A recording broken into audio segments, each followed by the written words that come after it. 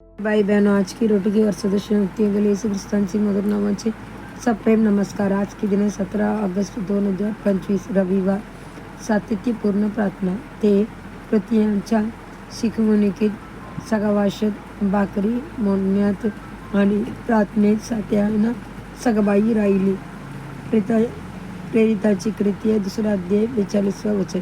प्रार्थना करताना फक्त नाम मात्र किंवा अपुरी प्रार्थना करू नका. हेतुपूर्ण प्रार्थना शिकवून द्या. सातत्याने प्रार्थना कशी करावी हे शिकवा.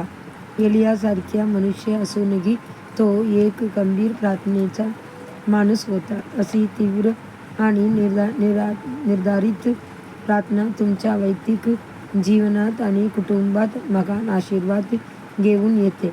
पवित्र आत्मा उतरण्यापूर्वी आरंभीच्या चर्चमधले शिष्य खूप चिकाटीने प्रार्थना करत होते. सुमारे 120 लोक एकमताने एकत्र आले होते आणि ते सतत प्रार्थना व विनंती करत होते. प्रेरितांची कृत्ये 1 अध्याय 14-15 वचन.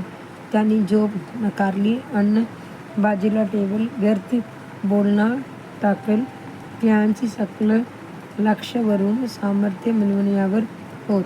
त्या सातत्यपूर्ण प्रार्थनेमुळेच पवित्र आत्मा त्यांच्यावर उतरला. ती प्रार्थना चर्चमध्ये स्फोटक वाढ घेऊन आली. महान चमत्कार आणि चिन्ह दिसू लागली. सातत्याने प्रार्थनेत घालवलेला वेळ व्यर्थ जात नाही. तोच वेळ आहे जो दैवी सामर्थ्य सोडतो. सौल पौलमध्ये रूपांतरित झाला तेव्हा त्याने 3 दिवस उपवास आणि सातत्याने प्रार्थना केली. त्याला एक दैवी दर्शन मिळालं. त्याचं अस्तित्व गेला आणि देवाची योजना त्याच्यासाठी स्पष्ट झाली. पवित्र आत्म्याने त्याला भरून टाकलं. ख्रिश्चन इतिहासातील प्रार्थनेतील बलवान योद्धा चार्ल्स फिनी याचेही उदाहरण आहे. त्याने आपला बराचसा वेळ प्रार्थनेत घालवला. न्यूयॉर्कच्या प्रवासात त्याला दुसराही एक प्रार्थनेचा माणूस भेटला.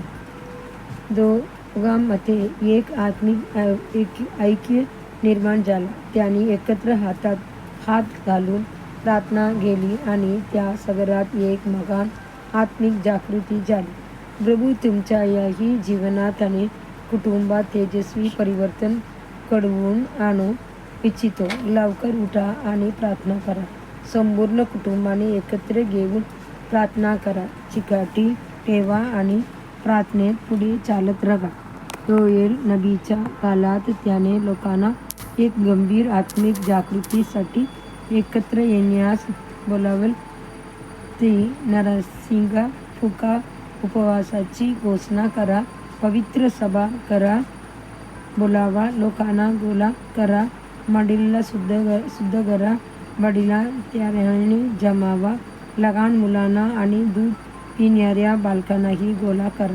योएल 2 अध्याय 15 वचन 16 वचन. आजही प्रभू आपल्याला प्रार्थना करीत बोलावत आहे. देवाची लाडक्या मुलामुळे तुमचे संकट काहीही असो, प्रार्थना हीच ती एकमेव किल्ली आहे जी विजयाचा मार्ग उघडू शकते. तुम्ही प्रार्थना करत तेव्हा देवाची सामर्थ्यशाली हात हालतो. वाकडी वाट सरळ होते. चमत्कार घडतातच. पुढील चिन्हार्थी वचन. पण आम्ही स्वतःला सातत्याने प्रार्थनेला आणि वचनाचे सेवेस अर्पण करू. प्रेरितांची कृत्ये 4 अध्याय वचन 4. आज बायबल वाचन. सकाळी स्तोत्र 97, 98 अध्याय, 99 अध्याय. संध्याकाळी रोमकार्य 16 अध्याय. धन्यवाद.